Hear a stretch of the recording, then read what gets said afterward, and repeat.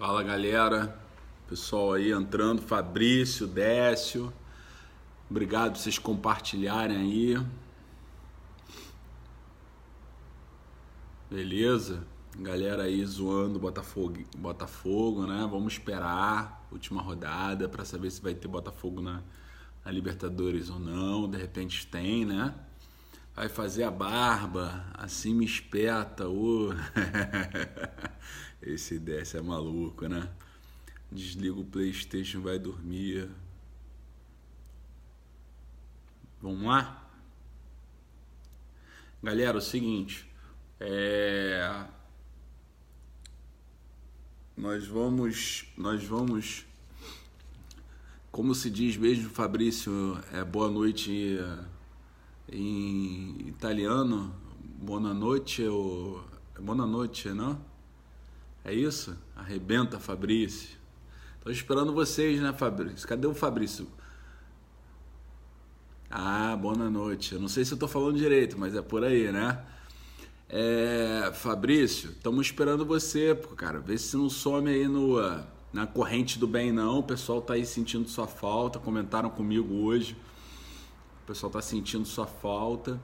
Vamos ver se a gente consegue aí trazer o Fabrício de volta, né? O Guilherme Penha. Eu acho que o Guilherme Penha vem amanhã. Pô, então vem você amanhã com o Fabrício. Com o Guilherme Penha. Fabrício, vem amanhã então. Você vem cedo aí, depois vem o Guilherme.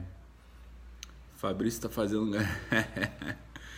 Quebrando a corrente, que nada, a galera aí bastante unida. Você vê que as lives são de alto nível, né? Boa noite, Jorge Paz, segundo colocado em Superfãs. É isso aí, galera. Olha só, nós vamos então dar início à nossa aula, que eu quero então acabar com essa parte da aula, né? O pedido de recuperação judicial. E vamos então, a gente vai então complementar o nosso estudo. Então a gente acaba com esse material hoje, tá? O material de hoje, enfim, é referente ao pedido de recuperação judicial. Queria lembrar a vocês que nós já falamos sobre um ponto ontem que foi muito importante. O vídeo tá lá, quem não viu, recomendo que vocês assistam.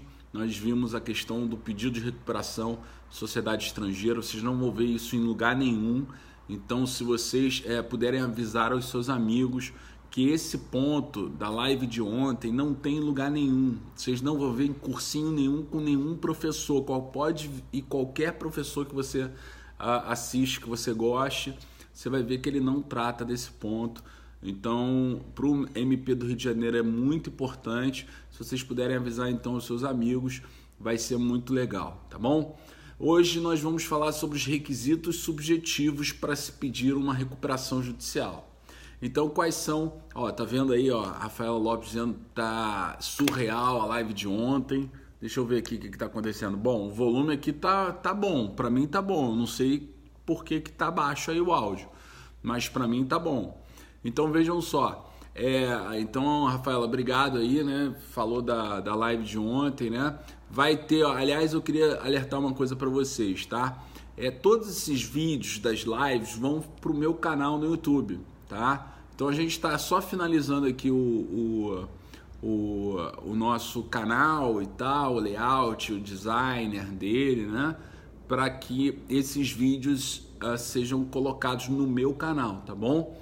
Então eles irão, depois vocês poderão ver esses vídeos também no YouTube. Por enquanto vocês podem acompanhar pelo Periscope, tá bom? No meu perfil tem todos os vídeos. Eu acho que tem dois perfis, tá? Eu não sei por que existem dois perfis, mas um não tem vídeo nenhum e o outro tem todos os vídeos que a gente fez. Inclusive tem 2 vídeos que já estão lá há mais de um ano e que são vídeos super atuais que vocês também deveriam ver, tá? Quem não viu ainda, tem 2 questões excelentes ali quando eu ainda estava na Espanha. Então, depois vocês podem também conferir esses vídeos que são mais antigos. Tem 2 vídeos mais antigos, de mais de um ano, e esses vídeos são excelentes, cara. Então, depois vocês podem conferir e vão depois confirmar se são bons ou não. Bom, meus amigos, Mas agora vamos nos concentrar na aula. Requisitos subjetivos para pedir recuperação judicial. Vamos agora segurar um pouquinho as mensagens e vamos então carimbar a tela aí de corações. Vocês, enfim, eu tenho observado, inclusive a respeito dos corações, eu tenho observado o seguinte: tem gente dando mais de 5.000 corações, cara, numa vez só. Muito legal, muito bacana isso, quer dizer, gostou bastante.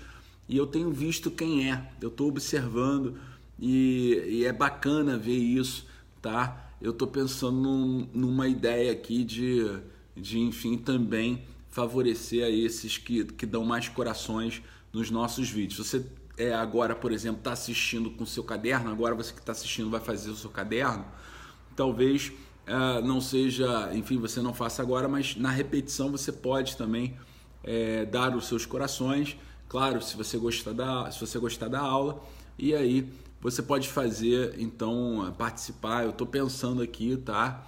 Ainda não desenvolvi ainda. Aí, ó, o Décio tá doando o livro dele, hein? O Décio tá doando o livro dele para quem der mais corações. O Décio tem uns livros aí muito bacanas e aí ele tá fazendo doação. Olha que beleza, né? Bem-vindo aí, o pessoal, que é o primeiro dia no Periscope, né? O PH Lolito aí chegando junto. Então, cuidado, hein? Vamos lá. Vou começar a aula, são 11 horas. Então, a partir desse momento, a partir desse momento agora, a gente está na aula. Então, sem mensagens, só coração na tela, prestando atenção na explicação. Bom, o artigo 48 da Lei de Recuperação de Empresas, ele estabelece alguns requisitos subjetivos para se postular uma recuperação judicial. Então eu tenho que ficar atento com o 48 caput e os seus 4 incisos. Eu vou começar pelo 48 caput. Ele diz que para se postular uma recuperação judicial, você tem que ser um devedor regular há mais de 2 anos. Então você vai ter que ser um devedor regular há mais de 2 anos. Quer dizer, você tem que exercer a atividade empresarial de maneira regular há mais de 2 anos. Bom, como você vai comprovar a regularidade? Ou seja, que você exerce a atividade empresarial há mais de 2 anos de forma regular. Você vai comprovar com os seus atos constitutivos devidamente arquivados na junta comercial, tá? Então,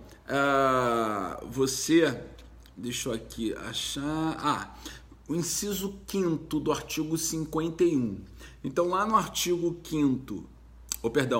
51, inciso 5º, artigo 51, inciso 5º, você é obrigado, quando você distribui uma petição inicial de recuperação judicial, você é obrigado a juntar a certidão de regularidade no registro público de empresas mercantis, ou seja, na junta comercial, o ato constitutivo atualizado e as atas de nomeação dos atuais administradores. Então, o inciso 5º do artigo 51 deve ser combinado com 48 caput para você se lembrar, portanto, desse requisito. Como é que ele será então demonstrado? Você tem que ter a regularidade demonstrada dessa maneira. Logo, portanto, se é uma sociedade em comum,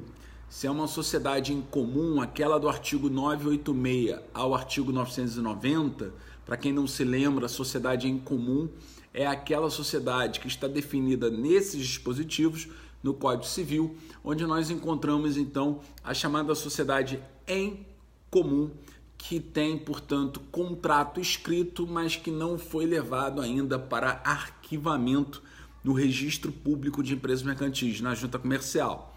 Então vejam os senhores, como não foi levado para arquivamento, ela não poderia pedir recuperação judicial. Então você deve ser um devedor empresário regular há mais de 2 anos.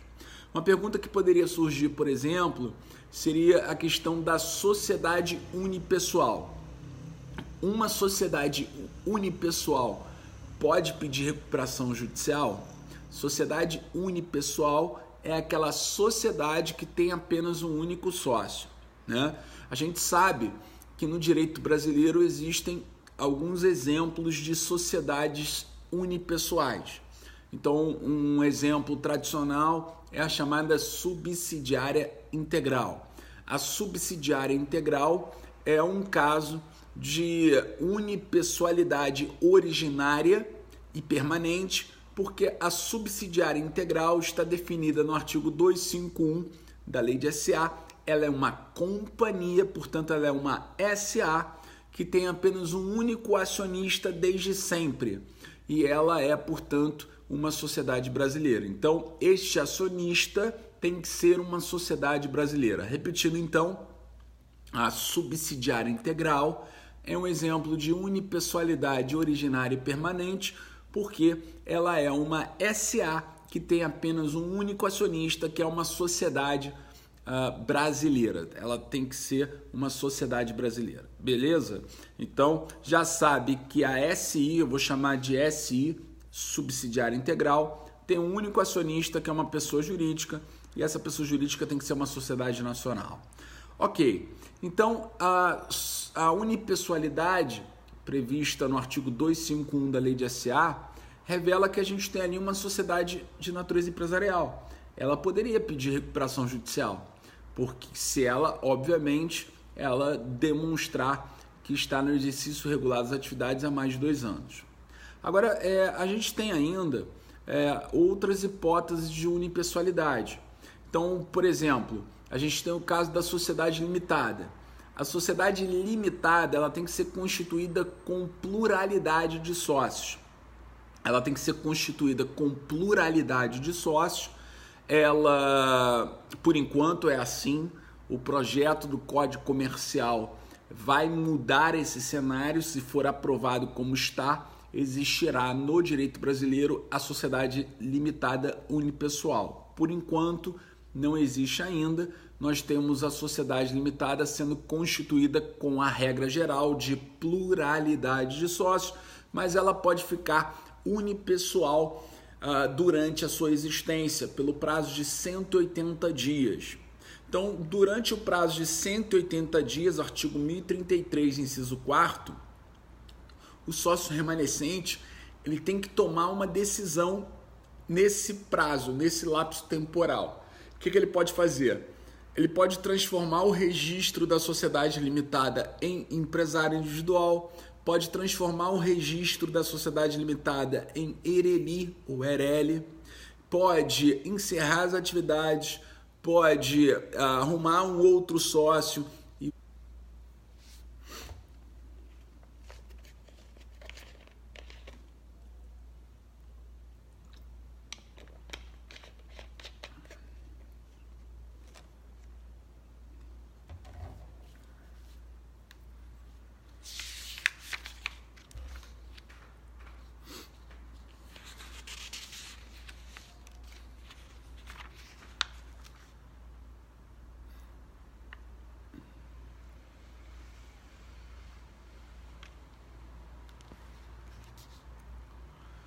Fala galera, pessoal aí entrando, Fabrício, Décio, obrigado por vocês compartilharem aí, beleza? Galera aí zoando Botafogo, né? Vamos esperar a última rodada para saber se vai ter Botafogo na Libertadores ou não, de repente tem, né? Vai fazer a barba, assim me espeta, Esse Décio é maluco, né? Desliga o PlayStation, vai dormir. Vamos lá? Galera, é o seguinte. Nós vamos... Como se diz mesmo, Fabrício, boa noite em italiano. Buona noite, não? É isso? Arrebenta, Fabrício. Tô esperando vocês, né, Fabrício? Cadê o Fabrício? Boa noite. Eu não sei se eu tô falando direito, mas é por aí, né? Fabrício, estamos esperando você, cara. Vê se não some aí na corrente do bem, não. O pessoal tá aí sentindo sua falta. Comentaram comigo hoje. O pessoal tá sentindo sua falta. Vamos ver se a gente consegue aí trazer o Fabrício de volta, né? O Guilherme Penha.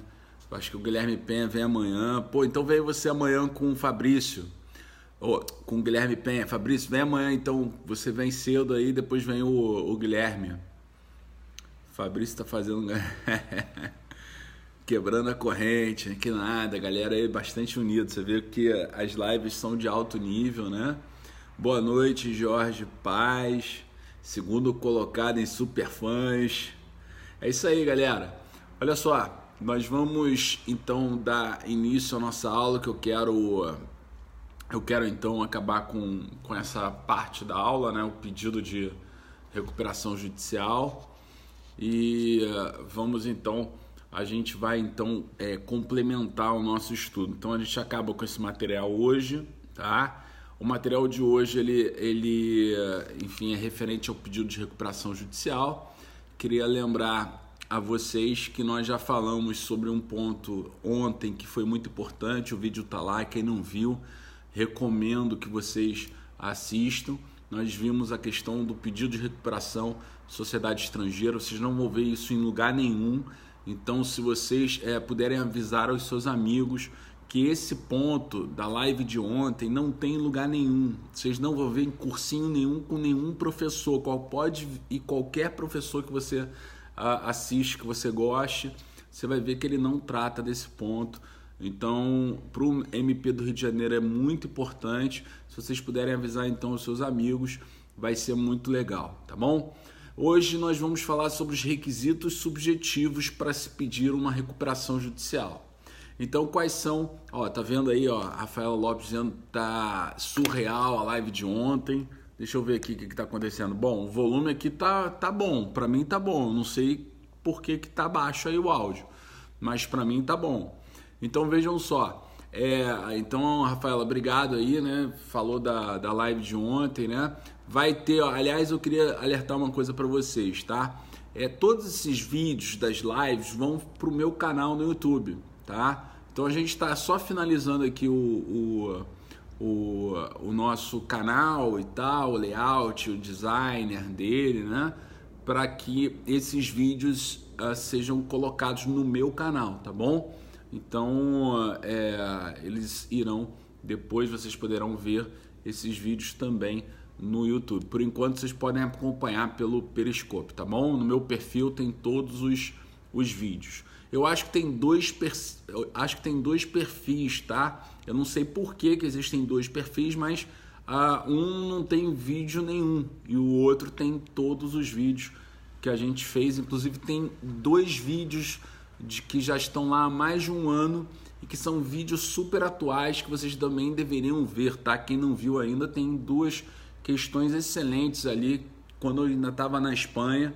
Então, depois vocês podem também conferir esses vídeos que são mais antigos. Tem 2 vídeos mais antigos de mais de um ano e esses vídeos são excelentes, cara. Então, depois vocês podem conferir e vão depois confirmar se são bons ou não. Bom, meus amigos, mais agora vamos nos concentrar na aula. Requisitos subjetivos para pedir recuperação judicial. Vamos agora segurar um pouquinho as mensagens e vamos então carimbar a tela aí de corações. Vocês, enfim, eu tenho observado, inclusive a respeito dos corações, eu tenho observado o seguinte: tem gente dando mais de 5.000 corações, cara, numa vez só. Muito legal, muito bacana isso, quer dizer, gostou bastante. E eu tenho visto quem eu estou observando e é bacana ver isso, tá? Eu estou pensando numa ideia aqui de enfim, também favorecer a esses que dão mais corações nos nossos vídeos. Você agora, por exemplo, está assistindo com o seu caderno, agora você que está assistindo vai fazer o seu caderno, talvez não seja, enfim, você não faça agora, mas na repetição você pode também dar os seus corações, claro, se você gostar da aula, e aí você pode fazer, então, participar. Eu estou pensando aqui, tá? ainda não desenvolvi ainda.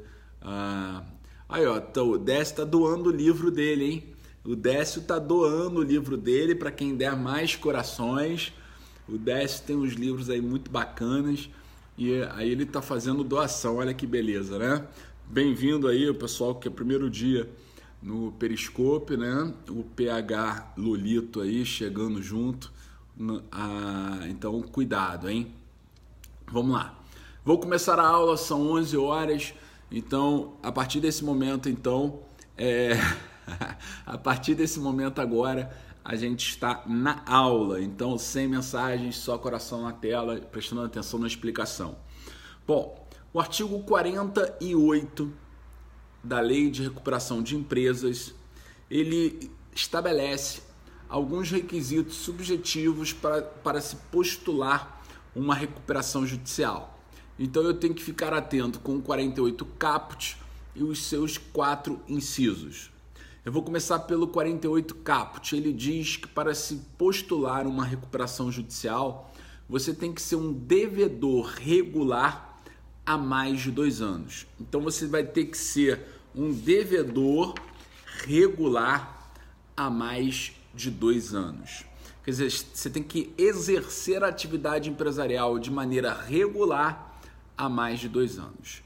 Bom, como você vai comprovar a regularidade? Ou seja, que você exerce a atividade empresarial há mais de 2 anos de forma regular. Você vai comprovar com os seus atos constitutivos devidamente arquivados na junta comercial, tá? Então,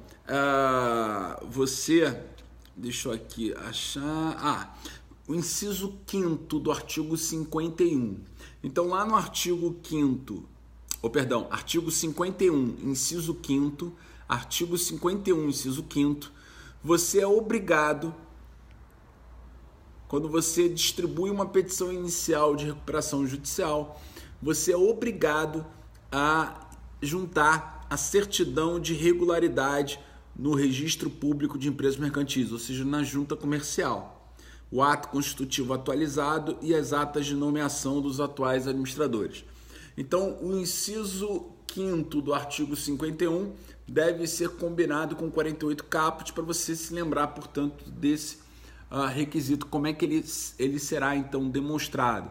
Você tem que ter a regularidade demonstrada dessa maneira. Logo, portanto, se é uma sociedade em comum, aquela do artigo 986 ao artigo 990, para quem não se lembra, a sociedade em comum é aquela sociedade que está definida nesses dispositivos no Código Civil, onde nós encontramos então a chamada sociedade em comum, que tem, portanto, contrato escrito, mas que não foi levado ainda para arquivamento no registro público de empresas mercantis, na junta comercial. Então vejam, senhores, como não foi levado para arquivamento, ela não poderia pedir recuperação judicial. Então você deve ser um devedor empresário regular há mais de 2 anos. Uma pergunta que poderia surgir, por exemplo, seria a questão da sociedade unipessoal. Uma sociedade unipessoal pode pedir recuperação judicial? Sociedade unipessoal é aquela sociedade que tem apenas um único sócio, né? A gente sabe que no direito brasileiro existem alguns exemplos de sociedades unipessoais. Então, um exemplo tradicional é a chamada subsidiária integral.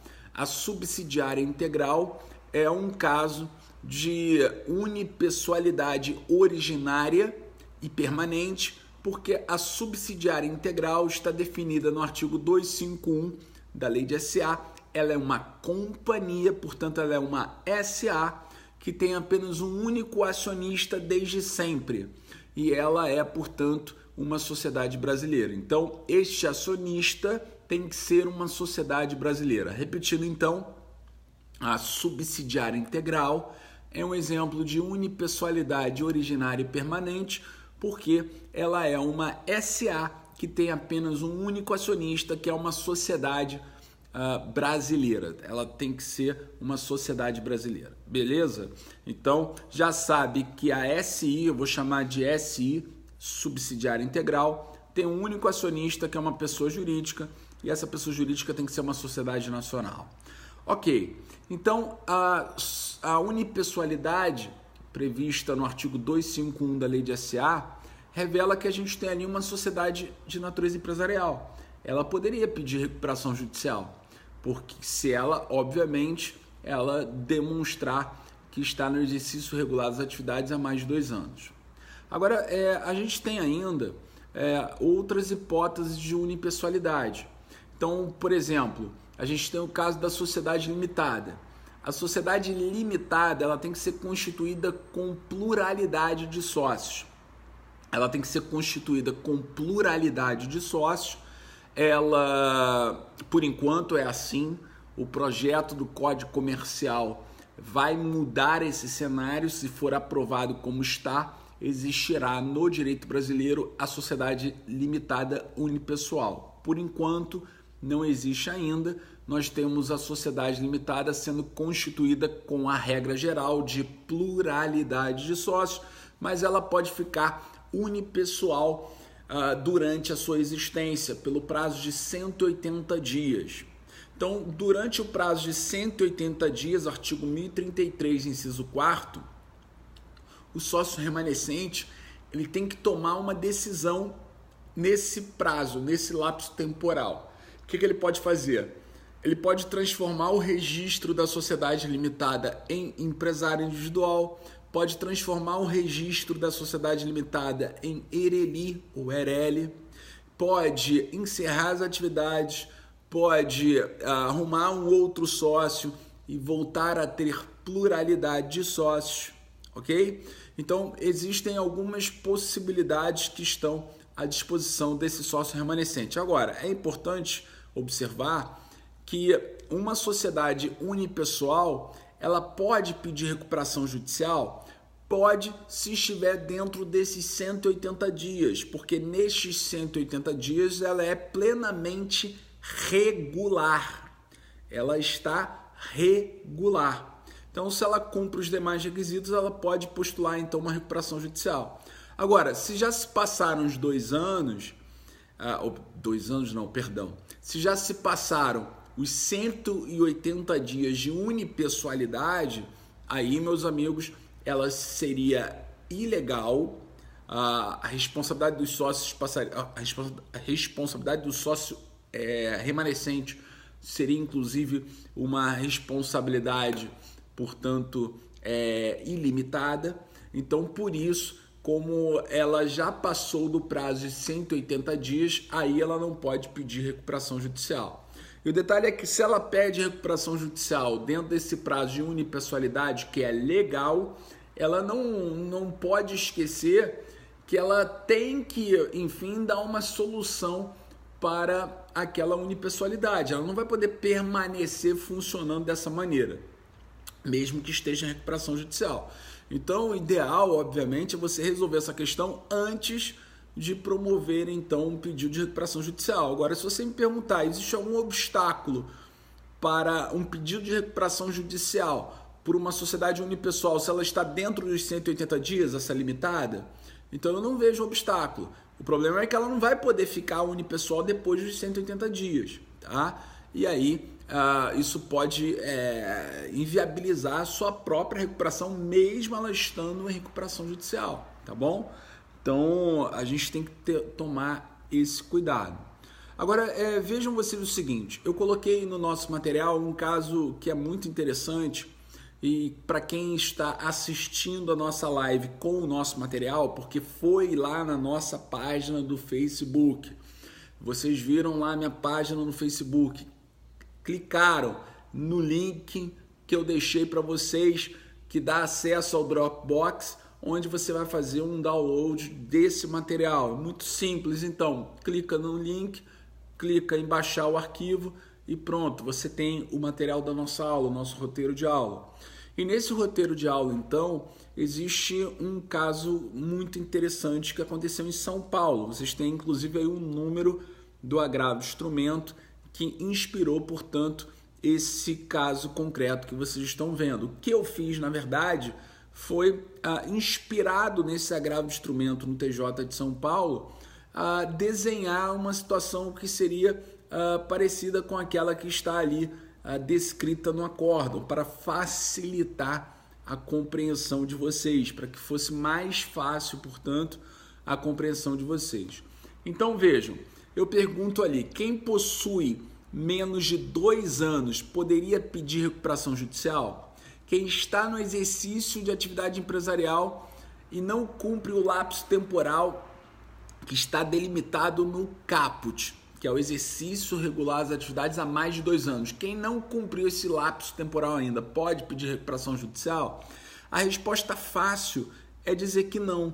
A resposta fácil é dizer que não, porque o artigo 48 caput, ele realmente exige um determinado lapso temporal mínimo para você poder postular uma recuperação judicial.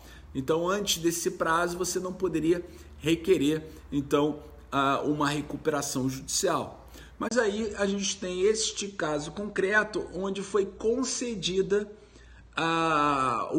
foi admitido, na verdade, o processamento da recuperação judicial para uma sociedade que não cumpria esse lapso temporal, né? Então vejam vocês, está escrito ali, quem possui menos de 2 anos poderia pedir recuperação judicial? Então, olhando para o material, vocês viram que eu fiz um organograma ali de um pequeno grupo empresário, grupo econômico. Eu tenho ali uma holding, que eu denominei Grupo Thunder. Essa holding, ela existe, o grupo já existe há mais de 15 anos. Havia ali inicialmente 2 sociedades anônimas, a SAY e a SAW, e aí eu peguei a SAY, que faz parte desse grupo Thunder, e fiz uma cisão parcial, tá? Então eu verti parte do patrimônio da SAY, criando uma nova companhia, a chamada SAX. Então cisão parcial é justamente uma forma de reorganização societária pela qual uma companhia ela vai ceder parte do seu patrimônio, ou pode ser todo o patrimônio, mas nesse exemplo aqui foi parte, por isso cisão parcial. E esse patrimônio que vai ser destacado do nosso exemplo da SAY foi utilizado para a constituição de uma nova sociedade que integra também o mesmo grupo, que é a SAX. Acontece que essa cisão parcial tem menos de 1 ano. E aí a SAX ela não funciona há mais de 2 anos, como se exige, portanto, o artigo 48. E, no entanto, todas pediram recuperação judicial. Todas pediram recuperação judicial e esta SAX, fruto da cisão parcial que eu mencionei, ela não cumpria esse prazo.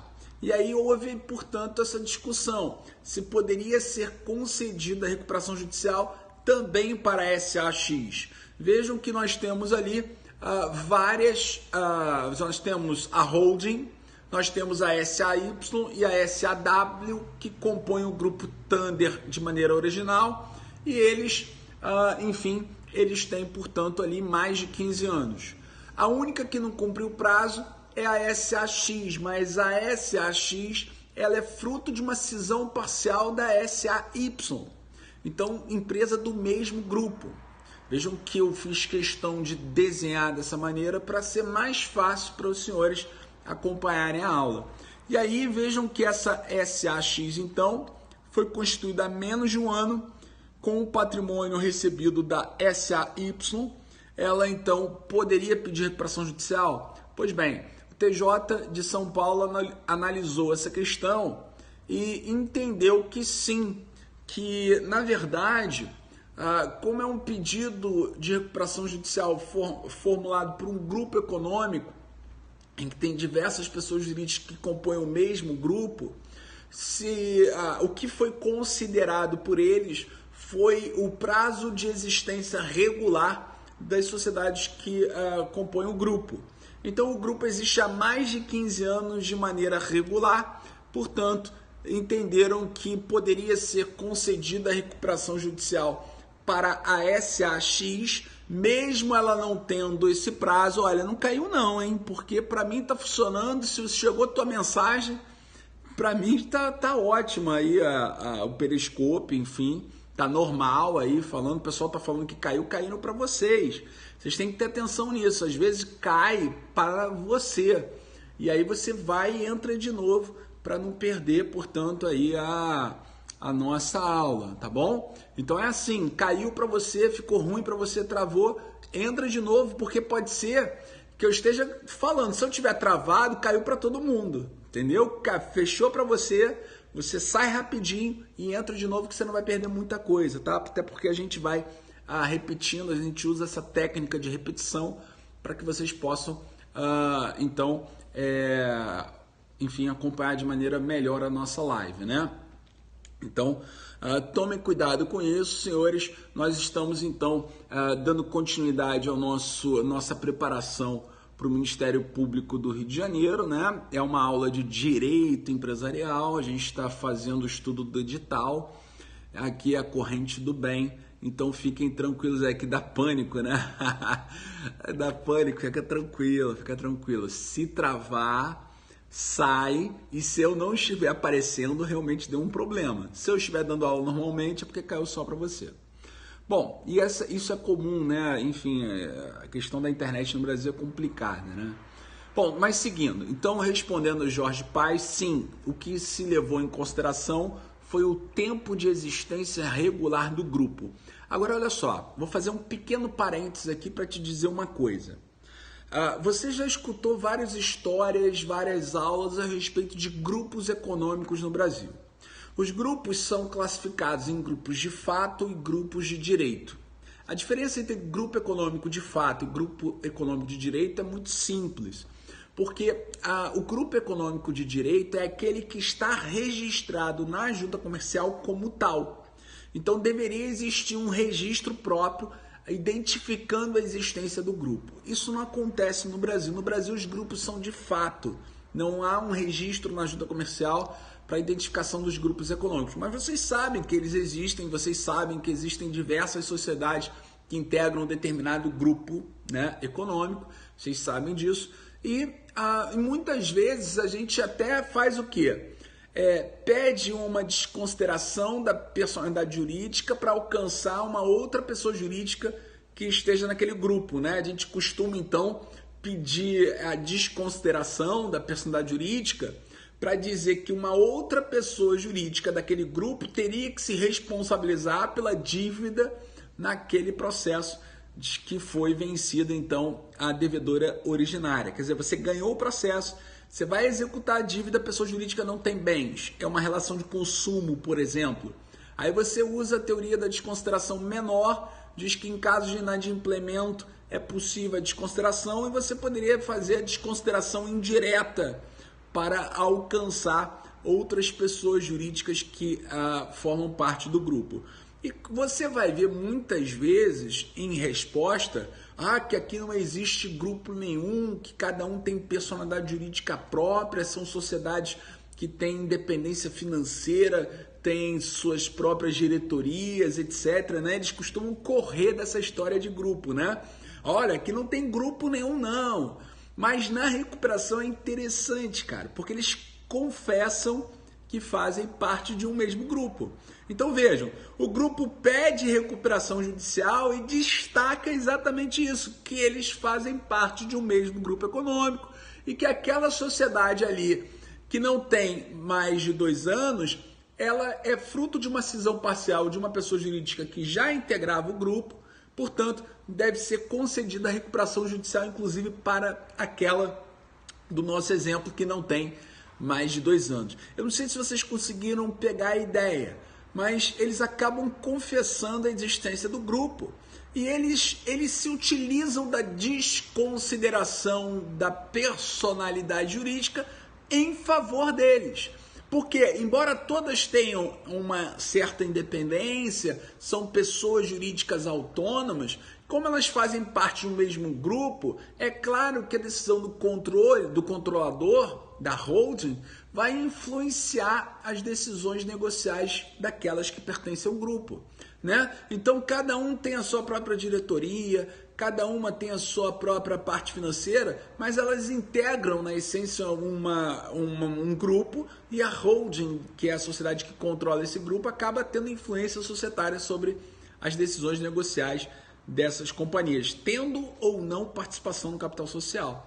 Então é interessante observar que na recuperação judicial, no pedido de recuperação formulado por grupos econômicos, que é admitido pelo judiciário, como é o caso ali desse nosso exemplo, é interessante observar que eles se utilizam da desconsideração a favor deles. Eles dizem, olha, apesar de cada uma ter autonomia própria, independência financeira, elas fazem parte de um grupo e devem ser tratadas de maneira uniforme. Por isso que o prazo que você deve levar em consideração de exercício regular das atividades é do grupo e não da pessoa jurídica que integra o grupo. Então, é uma desconsideração em favor do grupo. Interessante você ter essa hipótese, né? Porque às vezes se pergunta, e já foi objeto de pergunta na prova oral do Ministério Público, se seria possível a desconsideração em benefício do sócio. As desconsiderações que favorecem, quer dizer, você usar a desconsideração a seu favor, são situações inusitadas. Talvez se eu perguntasse antes, vocês não soubessem dar um exemplo de desconsideração em benefício dos sócios. Quer dizer, tem outros exemplos, mas a aula não é de desconsideração, então eu fico aqui com esse agravo de instrumento que vocês têm na nossa aula, né?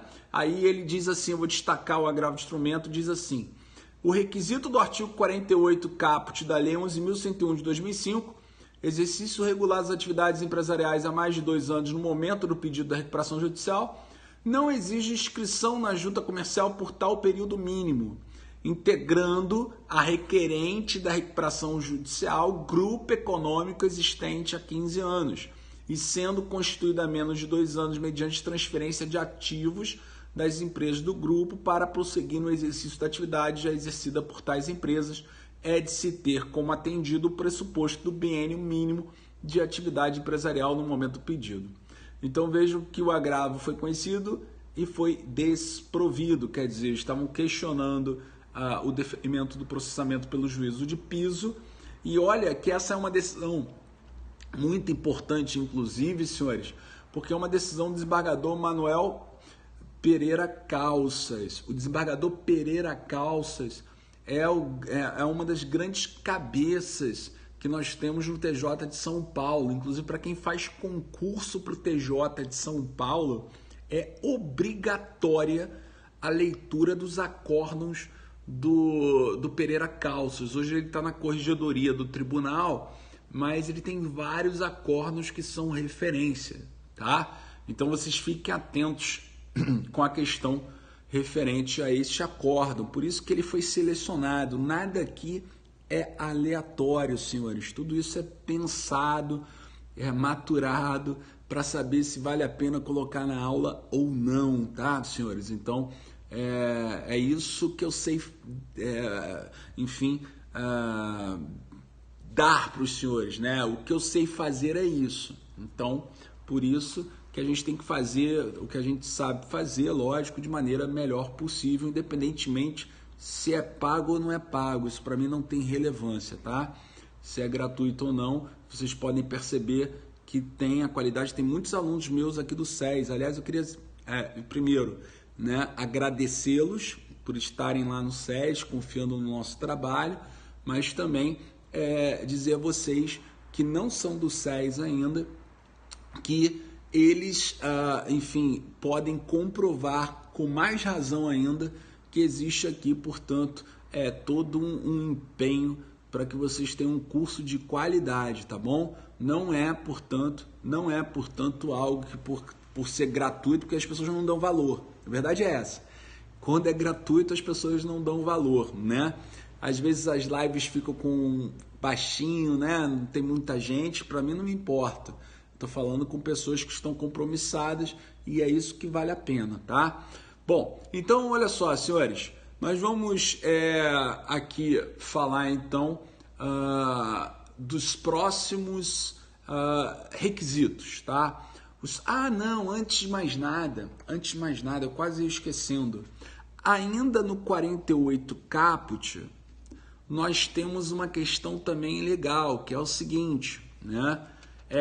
Está no exercício regular das atividades. Cuidado quando você for interpretar essa questão de estar no exercício regular das atividades. Meus amigos, olha só, no Rio de Janeiro, por exemplo, não é só no Rio de Janeiro, em São Paulo já aconteceu, mas no Rio de Janeiro, já que a gente está falando de MP do Rio, nós tivemos uma recuperação judicial de uma sociedade empresária que se chama, vou falar da marca, tá? Não vou falar o nome empresarial dela, vou falar da marca, Casa e Vídeo. Tá? Sempre foi muito famosa no Rio de Janeiro a Casa e Vídeo. Ela passou um momento de dificuldade econômica grande, pediu recuperação judicial. E aí, quando ela fez um pedido de recuperação judicial, houve uma dúvida se ela poderia se valer mesmo desse benefício legal. Como assim? É porque, embora ela estivesse há mais de 2 anos exercendo a atividade empresarial para a qual ela se dedicava, a questão da interpretação de exercício regular foi posta em discussão. Ou seja, ela tem mais de 2 anos de efetivo exercício da atividade, mas ela está exercendo de maneira regular? Como assim? É que na época em que ela pediu recuperação judicial, nós tivemos operações da Polícia Federal em que identificaram e acusaram os seus diretores, controladores, etc., de alguns crimes, tá? Enfim, eu agora não me recordo exatamente quais foram, eu posso estar equivocado aqui, aí desde logo eu já peço desculpas, mas eram crimes, acho que lavagem de dinheiro, crimes contra a ordem econômica ou tributária, enfim, alguns tipos, algumas infrações penais dessa natureza, tá? Mas aí se discutiu se ela poderia se beneficiar da recuperação judicial. Ela pode, tá? Então o exercício regular não pode ser interpretado de maneira a você impedir uma sociedade empresária de pedir recuperação judicial porque seus diretores estão envolvidos ou a própria companhia está envolvida em ilícitos penais. O regular ali é, como eu disse a vocês, está registrada na junta comercial, exercendo efetivamente suas atividades. Tem que estar, inclusive, é bom frisar isso para vocês, tá? Porque pode ser uma pergunta de prova oral. Tem que estar no efetivo exercício. Quem parou de exercer a atividade empresarial não pode pedir recuperação, porque a recuperação tem como objetivo, já falaram em 500 vezes, a continuidade da empresa. Então, se ela já parou, não cabe o pedido de recuperação judicial. Bom, agora que eu falei sobre isso, eu vou falar agora dos próximos requisitos. Além do 48 caput, a gente tem ainda o inciso 1º, que diz que não pode ser falido. Você não pode ser falido. Então, o falido não pode pedir recuperação judicial, ok? O falido não pode pedir recuperação judicial. Artigo 48, inciso 1º. Salvo se ele já estiver reabilitado, se suas obrigações já estiverem extintas por sentença, ou seja, se ele estiver reabilitado. Perfeito? Então, vocês devem tomar cuidado com isso. Aliás, uma pergunta que foi formulada já em concurso do Ministério Público do Rio de Janeiro era se um sujeito em concordata suspensiva poderia pedir para migrar para uma recuperação judicial. Para quem não entendeu a pergunta que eu fiz, que foi: quem está em concordata suspensiva pode migrar para uma recuperação judicial? Pode pedir o juiz para convolar aquela concordata suspensiva num pedido de recuperação judicial? Então, vocês tomem cuidado, porque na lei antiga a gente tinha concordata e não recuperação.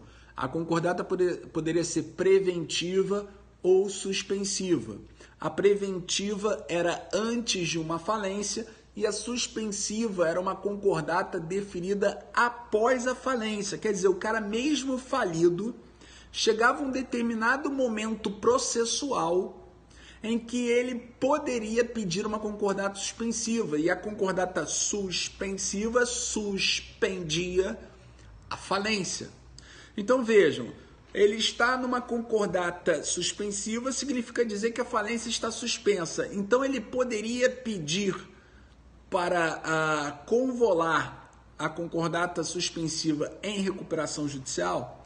Essa foi uma pergunta feita logo após o advento da nova lei de falências. Então a nova lei de falências, trazendo o Instituto da Recuperação Judicial, trouxe esse tipo de discussão, né? Afinal de contas, nós estamos diante de uma hipótese,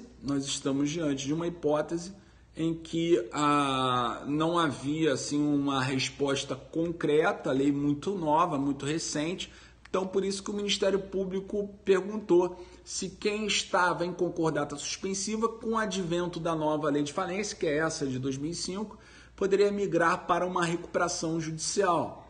Bom, naturalmente, estou aqui abrindo aqui a lei de falências, naturalmente você teria que trabalhar com o artigo 192 da lei de falências. O artigo 192, parágrafo 1º, dizia o seguinte: fica vedada a concessão de concordata suspensiva nos processos de falência em curso, podendo ser promovida a alienação dos bens da massa falida assim que concluída sua arrecadação, independentemente da formação do quadro geral de credores e da conclusão do inquérito judicial. Então, essa era uma questão que abrangia uma hipótese em que você já tinha a falência decretada, entrou em vigor a nova lei, e a partir do momento que entrou em vigor a nova lei, concordatas suspensivas não podem ser mais concedidas. Então, aquelas concordatas que já existiam poderiam prosseguir, mas as concordatas suspensivas, depois que entrou em vigor a nova lei, mesmo sendo um caso que começou com a lei antiga, ela não poderia ser mais deferida. Em outras palavras, a partir de 9 de junho de 2005, nenhum juiz poderia conceder mais concordatas suspensivas. Somente aquelas que já existiam poderiam continuar por força do parágrafo 1º. E o parágrafo 2º dizia assim, olha o parágrafo 2º do 192, olha só, esse é mais polêmico e tem relação com a nossa questão. A existência de pedido de concordata anterior à vigência desta lei não obsta o pedido de recuperação judicial pelo devedor que não houver descumprido obrigação no âmbito da concordata, vedado, contudo, pedido baseado no plano especial de recuperação judicial para microempresas e empresas de pequeno porte. Então vejam que o parágrafo 2º, ele vai dizer do 192 que está vedada a possibilidade, né, a existência de pedido de concordata anterior à vigência dessa lei não obsta a concessão de uma recuperação judicial. Então, se o cara vinha cumprindo uma concordata, entrou em vigor a lei de 2005, atual, ele poderia migrar para uma recuperação judicial. Então, o MP perguntou assim, tudo bem, e se for uma concordata suspensiva? Concordata preventiva ninguém vai discutir. O cara que está em concordata preventiva, entrou em vigor a nova lei, ele pode migrar para uma recuperação judicial. Ok. O grande problema, a grande questão é a concordata suspensiva.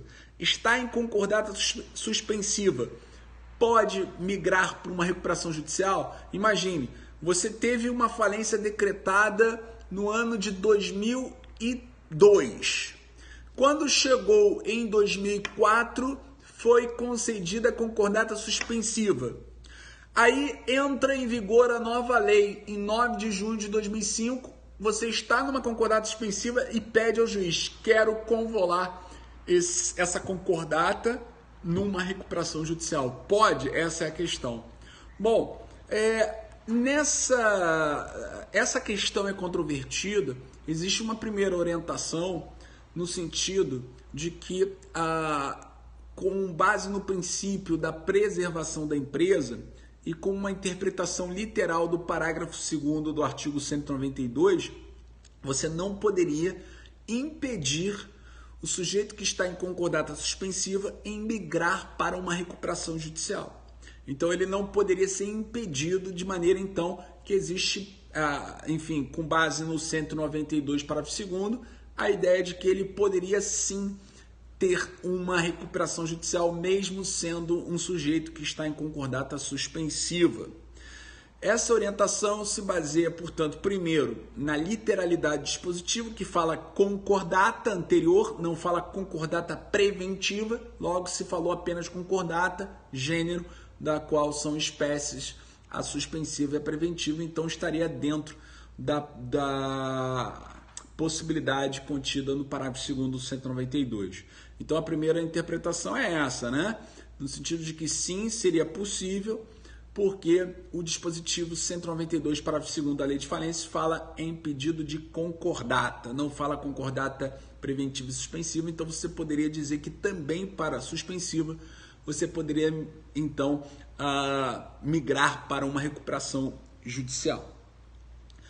E a segunda, e melhor ainda, né? Você tem dois argumentos nessa primeira corrente. O primeiro é esse, o segundo é a questão da preservação da empresa, né? Já que a recuperação judicial você tem mais chances de se recuperar do que você estando numa concordata, seja ela preventiva ou suspensiva. Então, sob essa ótica também, essa corrente trabalha essa possibilidade. Agora, a corrente adotada na prova do MP do Rio de Janeiro é oposta a essa primeira corrente. Por quê? Na segunda corrente, você não pode migrar de uma concordata suspensiva para uma recuperação judicial. Por que você não poderia, se o 192, parágrafo 2º, parece não proibir? Realmente, o parágrafo 2º do 192 parece não proibir, porque fala apenas em concordata anterior, como eu disse, não fala concordata preventiva. Então, de modo que seriam as duas espécies permitidas. Mas por que não pode? Não pode porque na concordata suspensiva o sujeito está falido, tem uma sentença de falência que ele carrega nas costas, que está com os efeitos suspensos por conta dessa concordata suspensiva. Aí você vai lá no 48, inciso 1º, e vê que o falido só pode pedir recuperação judicial se tiver cumprido as suas obrigações, se elas estiverem extintas por sentença, se ele estiver reabilitado. Aí, meus amigos, é que entra em cena essa interpretação sistemática.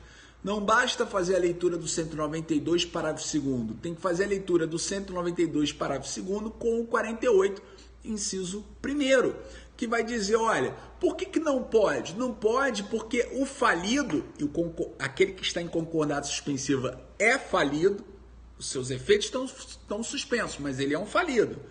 Ele não teve as suas obrigações extintas por sentença, tanto que ele ainda está em concordata suspensiva, e se ele descumprir, ele volta a ter sobre si os efeitos da falência. Então isso significa dizer que ele não cumpriu, não está reabilitado pelo fato de ter conseguido uma concordata suspensiva. Então o fato dele estar em concordata suspensiva não significa dizer que ele tenha suas obrigações extintas por sentença. Então é uma combinação de dois dispositivos, o 192, parágrafo 2º com o 48, inciso 1º. Questãozinha boa, né? Questãozinha boa. Bom, vamos passar agora para o inciso, aliás, o inciso 2º e o inciso 3º eu vou trabalhar conjuntamente, tá? 48, inciso 2 e o 48, inciso 3º. Por quê? Porque eles dizem o seguinte, você não pode ter obtido a concessão da recuperação judicial ou tradicional ou pelo plano especial do artigo 70 há menos de 5 anos. Cuidado quem está usando uma lei ultrapassada, porque o inciso 3º não fala mais em 8 anos. Se sua lei está com 8 anos no inciso 3º, ela está desatualizada. Então fiquem atentos, porque o prazo está unificado desde 2014. Então você tem que observar o seguinte, você tem que preencher os requisitos de maneira cumulativa, Então você não pode ter obtido a concessão da recuperação judicial tradicional ou aquela do plano especial para microempresários ou empresários de pequeno porte há menos de 5 anos. Agora, olha, qual é a dica que eu dou aqui em relação a esses dois dispositivos? A dica que eu dou é o seguinte: você tem que levar em consideração a concessão da recuperação judicial e não uma simples decisão que defere o processamento. Então, eu vou colocar aqui para vocês, estou escrevendo aqui e vou aqui colocar na tela para vocês o seguinte, ó. Você tem o artigo 52, que é a primeira decisão, é a decisão que defere o processamento da recuperação judicial. Quando o juiz defere o processamento da recuperação judicial, vão acontecer inúmeras coisas. Se o juiz deferir o processamento da recuperação judicial, ele vai ter, o devedor vai ter o prazo de 60 dias para apresentar o plano de recuperação judicial, sob pena de convolar em falência. Aí depois os credores terão o prazo de 30 dias para se manifestarem, se vão aceitar o plano ou não. Se não aceitarem, teremos uma assembleia. Essa assembleia dos credores vai decidir então se o plano vai ser aprovado ou não. Então vejam que existem muitos atos processuais que acontecem depois de uma decisão que defere o processamento da recuperação, decisão esta que está no artigo 52. Bom,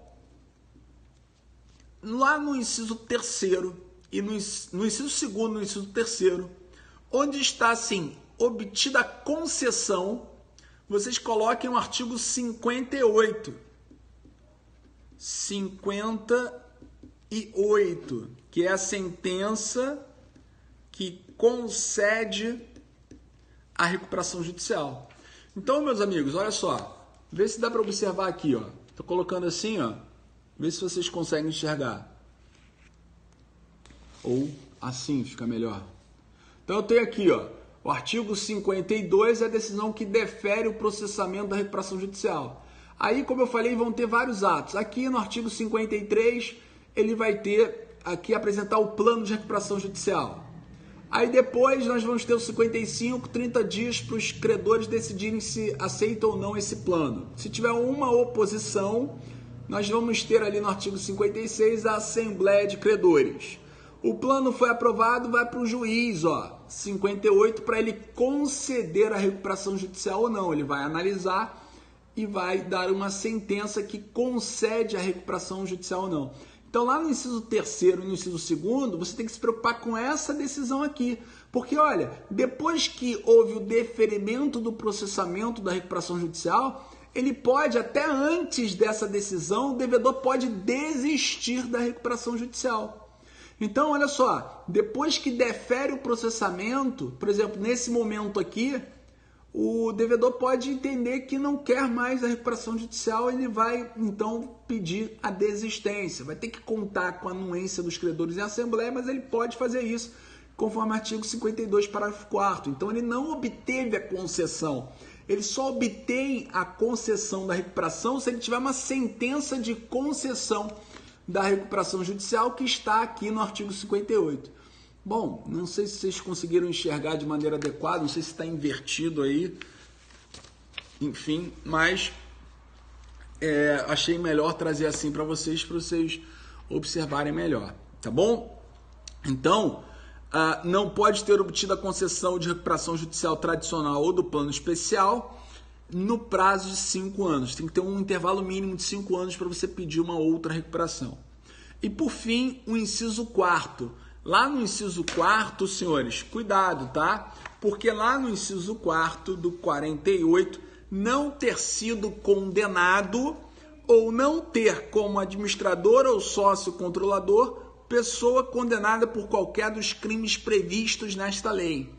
Senhores, cuidado, olha só, quem está com a lei aberta, 48, inciso 4º, vejam vocês o seguinte, lá no 48, inciso 4º, quando ele fala assim, não ter sido condenado, o devedor não ter sido condenado é empresário individual. Então, essa primeira parte, não ter sido condenado, é empresário individual. Ou não ter como administrador ou sócio controlador, a gente está falando de um devedor que é pessoa jurídica, ok? Então, senhores, quando ele fala assim, ter como administrador ou sócio controlador, a gente está falando de pessoa jurídica, tá? Então, não ter sido condenado ou não ter como administrador ou sócio controlador, pessoa condenada, grife condenada, agora vejam, por crimes previstos nesta lei. Então, meus amigos, o inciso 4º ele tem que ser lido com muito cuidado. Primeiro, né, a gente tem que lembrar que não é qualquer, quando for pessoa jurídica, não é qualquer sócio, é o sócio controlador, tá bom? Ou ele é um sócio controlador ou ele é administrador, perfeito? Então tome cuidado com isso. Segundo, tanto o empresário individual ou o administrador ou o sócio controlador da pessoa jurídica que pede recuperação judicial tem que ter sido condenado. E aí, condenado, senhores, você vai exigir trânsito em julgado? Você tem que interpretar isso com base, né, na presunção da inocência, né? Então hoje, se eu não estiver enganado, o Décio não está mais aí, porque ele entra na palhaçada do início da aula aí, depois ele foge da aula, né? Aí aparece no finalzinho só para fazer umas gracinhas também, né? Mas o Décio, ele pode me corrigir, vocês podem me corrigir, né? Vocês são melhores do que eu em penal, processo penal. Mas acredito que hoje, inclusive, eu acho que foi publicado um acórdão sobre essa questão, né, da interpretação da presunção de inocência do STF, né? Então, se você tem uma condenação confirmada em segunda instância, se eu estiver errado, vocês me avisem, você já não tem mais a presunção de inocência. Então, quando você fala em não ter sido condenado ou não ter um administrador ou sócio controlador da pessoa jurídica condenado, a gente pode fazer uma interpretação, sim, de que não pode ser meramente uma decisão de primeira instância. Teria que ser pelo menos uma decisão confirmada pela segunda instância, né? Então, não precisaria do Tribunal Superior, mas pelo menos uma decisão, enfim, de um TJ. Ou por qualquer... e detalhe, se ele já estiver reabilitado, se já extinta a punibilidade, não vai incidir, obviamente, tá? Então, se estiver extinta a punibilidade, se ele já estiver reabilitado, também você não pode cobrar a aplicação desse inciso. Mas o mais importante de tudo aqui, as duas coisas são mais importantes aqui do que isso tudo que eu falei até agora. Primeiro você perceber que são crimes previstos nesta lei. O que significa dizer que se o administrador, ou o sócio controlador, ou o próprio devedor, por ser empresário individual, cometeu um homicídio, se ele roubou, se ele praticou um latrocínio, se ele praticou crimes contra a ordem tributária, etc., tá tudo certo. Não tem problema, são os crimes menores, entendeu? São crimes menores. Mas, ai dele de praticar crimes, portanto, que estão previstos na lei de falência. Então, que são aqueles crimes do artigo 168 ao artigo 178, né? Enfim, então vocês tomem cuidado. Essas sociedades empresárias que estão envolvidas na Lava Jato podem pedir recuperação judicial? Senhores, não existe nenhuma restrição para o fato deles essas sociedades estarem envolvidas em atos de corrupção. A própria lei anticorrupção não veda a possibilidade de você ter uma recuperação judicial para essas empresas, tá? Inclusive que tenham celebrado acordos de leniência. Vejam, inclusive, que nós tivemos no Rio de Janeiro a Delta, enfim, uma companhia, quem não conhece, mas no Rio de Janeiro, que foi acusada de praticar atos de corrupção. Ela, enfim, tinha como objeto participar de licitações, né? Quando ela teve contra si um ato que a tornou inabilitada para participar de licitações, ela pediu recuperação judicial, que ela se viu numa grande dificuldade econômico-financeira, porque ela participava de licitações e ela não poderia participar. Então, o que fez o Judiciário Fluminense? Primeiro, autorizou a recuperanda a participar de licitações, tá? E segundo, ela fez no seu plano de recuperação judicial, ela utilizou como meio a constituição de uma sociedade de propósito específico.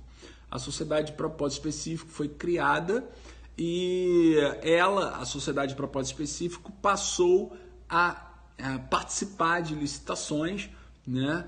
E com isso ela se recuperou. Tentou o fisco impedir que essas sociedades participassem das licitações, mas não conseguiram. Então, é um caso também de sucesso de recuperação judicial, tá? Então, tome cuidado, portanto, senhores, eu falei sobre isso, eu já falei sobre isso. Inclusive, acho que foi publicado hoje o acórdão, tá? Enfim, eu vi lá no grupo da MP e tal, que eu participo, colocaram lá esse acórdão, parece que foi publicado hoje, 27 de novembro. Bom, então as empresas que estão na Lava Jato não têm impedimento de participar de recuperação judicial. Um problema que existe, que está relacionado à recuperação judicial e lei anticorrupção, diz respeito ao artigo 4º. Por quê? Porque dependendo do meio de recuperação judicial, a gente aprende que na recuperação judicial o plano aprovado não gera sucessão.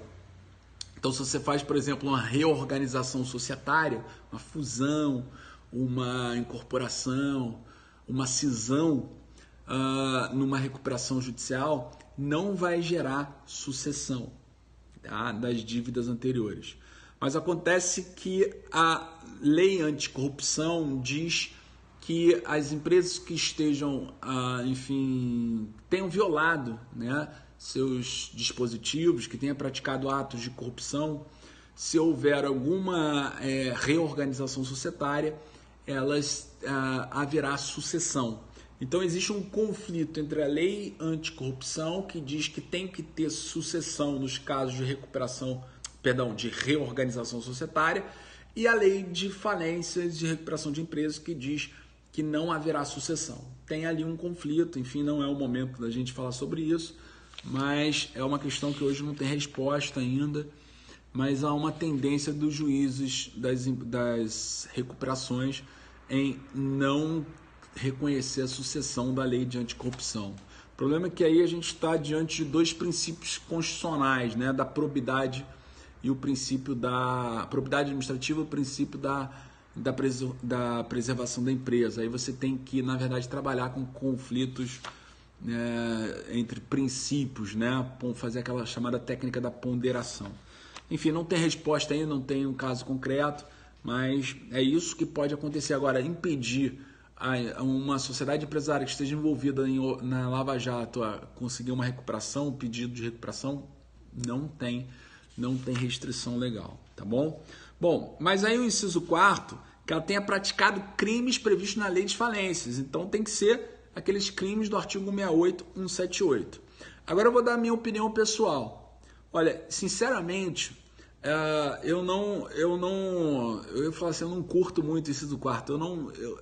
Na verdade, eu acho que eu não tive oportunidade, quando eu estava lá na promotoria de massas falidas, eu fiquei lá quase 5 anos, eu não tive oportunidade de manifestar sobre isso. Mas se eu tivesse, eu iria dizer o seguinte: vamos imaginar que um empresário individual tenha pedido recuperação judicial e ele foi condenado por crime falimentar, a segunda instância confirmou, tudo direitinho. Então, ele vem e pede uma recuperação judicial. Aí, parece ser a hipótese do inciso 4º. Na minha opinião, o princípio é da preservação da empresa, não é do empresário. Então, eu acho que aqui há um equívoco no inciso 4º, porque nós não devemos nos preocupar com o empresário em si, mas sim se a empresa, que é uma atividade, pode ser recuperada. Então, na minha opinião, nós não deveríamos aplicar o inciso 4º. Essa é uma opinião que eu tenho, porque o princípio é da preservação da empresa, e aqui a questão toda envolve ou um empresário ou uma pessoa jurídica que tem um administrador ou um sócio controlador que foi condenado. Além de você, né, violar aquela questão da intranscendência da sentença penal condenatória, porque não pode passar da pessoa do condenado, tem isso ainda, esse obstáculo, né, que é mais uma razão para você afastar o inciso 4º. Eu penso que do ponto de vista da lei de recuperação de empresas, o princípio que rege é o princípio da preservação da empresa e não do empresário. Se o empresário ele é um problema, a própria lei de falências dá a solução. Se você está preocupado em conceder a recuperação judicial ou deferir o processamento por conta do empresário, a própria lei dá a solução no artigo 64, quando traz as hipóteses de afastamento, então, do empresário ou dos administradores. Então, eu quero crer que esse inciso 4º não deve ser aplicado em hipótese alguma, mesmo que ele tenha sido condenado por crime falimentar, porque quando isso acontecer, basta você, então, afastá-lo, você defere o processamento da recuperação judicial, porque a empresa é viável, a atividade, e afasta o administrador ou empresário individual ou sócio controlador com base no artigo 64. Eu acho que é isso que você vai fazer, porque você vai preservar os interesses que são maiores, né? Porque quando você defere o processamento da recuperação judicial, você não está preocupado com o empresário. Eu estou preocupado com a empresa. É a empresa que tem uma função social. Então, o titular dessa empresa, ele pode ser afastado. E eu preservo a atividade empresarial. Então, eu combinaria o 48, inciso 4º, com o 68. Aliás, 48, inciso 4º, com o 64. Desculpa, tá? Não é 68 não, é 64. Bom, os requisitos, então, subjetivos estão aqui no nosso material. A gente termina a aula de hoje aqui agora. E a gente termina esse material também, tá? Então, a gente tem, portanto, se o juiz pode destituir de ofício? Pode, tá? Não extrapola o pedido, não. Senhores, meu Facebook é professor Juan Vasquez, né? Com 2 E's, Vasquez, só tem Z ali, não tem S. Vocês vão me achar lá facilmente. O detalhe é o seguinte, nós temos que abordar ainda a questão dos requisitos formais, dos requisitos objetivos. Eu vou fazer isso na próxima aula, tá? Próxima aula, então, eu falo sobre a questão da petição inicial da recuperação judicial. Perfeito? Então, próxima aula eu falo da petição inicial de recuperação judicial. Eu vou falar do artigo 51 da Lei de Falências. É isso aí, galera. Então acabamos aqui. Foi 1h04 de transmissão, já está suficiente. São 00:30 agora. Então vejam, senhores, quantas coisas nós aprendemos hoje, né? Os dispositivos são muito importantes, os requisitos são sempre cumulativos, tá? Do artigo 48, não se esqueçam disso. Bom descanso para todo mundo também. E agradeço aí toda as palavras gentis aí, a generosidade de todos vocês, tá? Então vocês peguem o material lá, isso, bom descanso.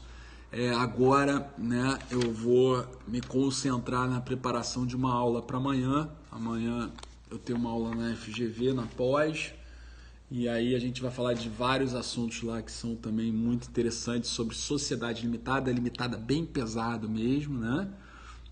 Um estudo bem mais aprofundado, muito mais do que vocês precisam para passar em concurso, mas é uma aula que a gente tem que estar sempre estudando, né? Então, olha aí a Ana Luísa, que foi minha aluna na graduação da FGV. Você, Ana Luísa, você tem toda a preparação para enfrentar essa pós. Você tira essa pós da FGV fácil de societário, porque você foi muito bem preparada pela FGV em graduação, né? Tem meu caderno aí, né? Tá certo, tem um caderno, né? Mas tem grandes professores que você também pegou de societário, mercado de capitais, a FGV graduação é mais voltada para empresarial. Então é isso, senhores. Ficando por aqui, vê que eu tô bem cansado hoje, mas eu não deixei de estar aqui com vocês, tá bom? Senhores, então até amanhã, se der, eu acho, olha, eu não vou prometer amanhã não, porque amanhã é aula da FGV, acaba muito tarde, eu não sei se eu consigo, mas enfim, amanhã vocês vão ter, segundo prometeram ali, eu vi, Fabrício Bastos, bora encher o saco dele então para ele fazer a live amanhã. E hoje o Guilherme PM falou que vem amanhã também. Então vamos lá publicar nas redes sociais deles para encher o saco deles dizendo corrente do bem. Terça-feira é o dia de vocês realizarem a live. Então isso tudo depende de vocês, tá? O Cristiano Chaves está esperando vocês também lá na rede social dele para que vocês possam então também convidá-los para a corrente do bem. Valeu, gente! Notícias do curso do SES que me perguntaram. Hoje eu falei com o Rogério Sanches, tinha um problema de um professor que estava, enfim, para confirmar se ele poderia participar ou não. Parece que ele ia dar a resposta essa semana sem falta. O Rogério Sanches me garantiu que dessa semana não passa, porque tinha um professor, portanto, que faltava ali confirmar. Então eu estou esperando só a notícia do Rogério Sanches para anunciar para vocês que mas que vai ser essa semana, mas é só um professor ali que parece que tinha um impedimento, mas eu acho que não vai ter problema não, tá bom? Galera, é isso aí, um abraço para vocês, tudo de bom, bons estudos, estudem bastante porque a vida muda quando a gente estuda muito, ok? Valeu, galera, abraço!